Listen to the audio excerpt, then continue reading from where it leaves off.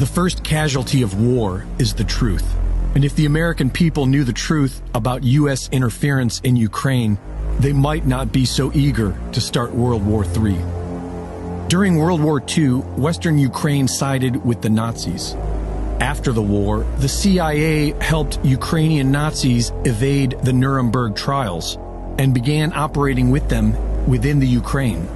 After decades of CIA infiltration, the Ukrainian People's Movement emerged in 1989 and gave birth to extremist groups Svoboda, Trident, and Right Sector, neo-Nazi groups pushing for the ethnic cleansing of Ukraine, extremist groups cultivated by the CIA, supported by the U.S. State Department, and used by the IMF to bring Ukraine to heel.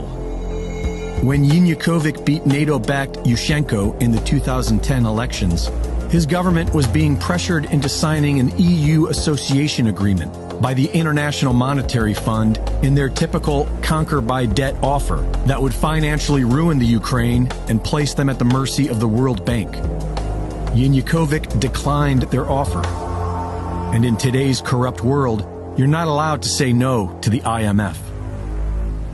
Funded by Western NGOs associated with George Soros and the CIA, a highly organized color revolution was immediately deployed against Yanukovych. Leaked phone calls reveal that the U.S. State Department was orchestrating this coup d'etat from within the U.S. Embassy, with support from Vice President Joe Biden. Sullivan's come back to me, VFR, saying, you need Biden, and I said, probably tomorrow for an attaboy and to get the deets to stick. So okay. Biden's willing. So you had this remarkable phone call where you have these two senior officials of the U.S. government apparently talking about a coup, or how they were planning to restructure the government of Ukraine. Fuck the EU. No, exactly. Supporting a criminal war against Russia does not make you a patriot. It makes you a useful idiot of the globalist banking cartel. The very same entities waging war on all of humanity with vaccine passports and experimental jabs. The world's biggest investment fund says the war in Ukraine has put an end to globalization as we know it. Larry Fink is the chief executive of BlackRock. Countries and businesses are cutting ties with Russia. They're also imposing sanctions against the country, including cutting off its central bank from its foreign reserves. Fink predicts that with Russia's decoupling from the world, governments and companies will reevaluate their supply chains and even reconsider their dependency on other nations. See, the truth is slowly going to come out about what's really going on. And what's really going on is this. The Ukraine has been the center of the globalists for decades and decades and decades, 70 years at least. CIA, which is not a good organization, they're the implementers of deep state, let's say.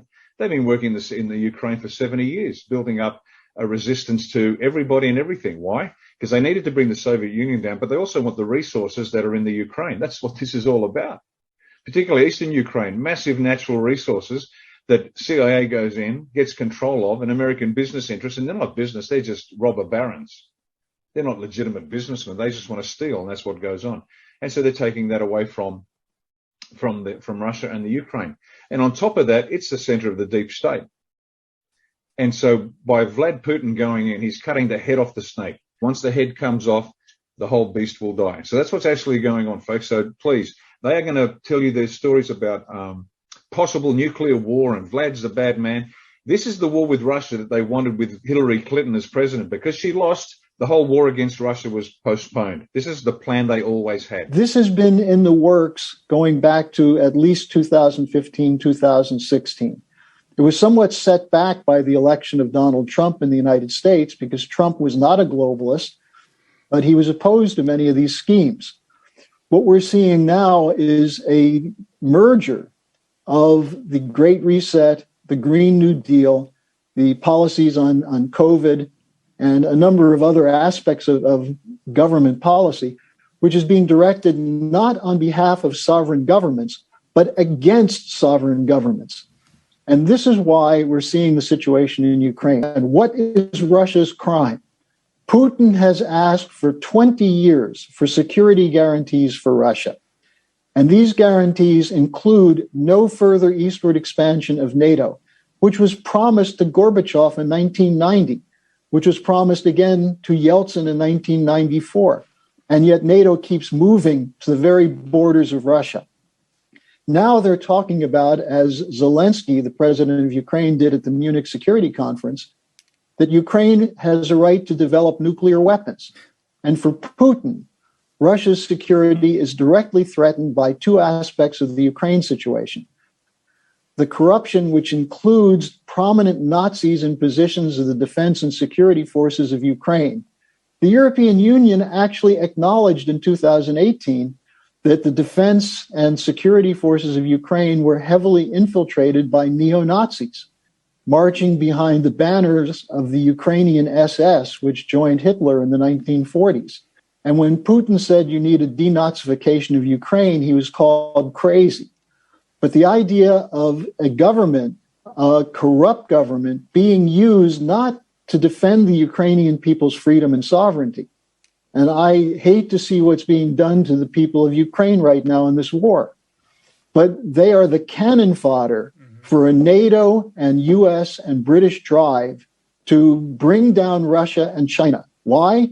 Because they're the two leading powers in the world that oppose giving up sovereignty to this Green New Deal and the Great Reset. I don't have too many remedies. The remedies have to be discussed through dialogue by the stakeholders of our global system. But I just see the need for such a dialogue, and I see the need for action. I see the need for a Great Reset. To what extent would a reset be brought about by a change in the White House, the election of Joe Biden, for instance?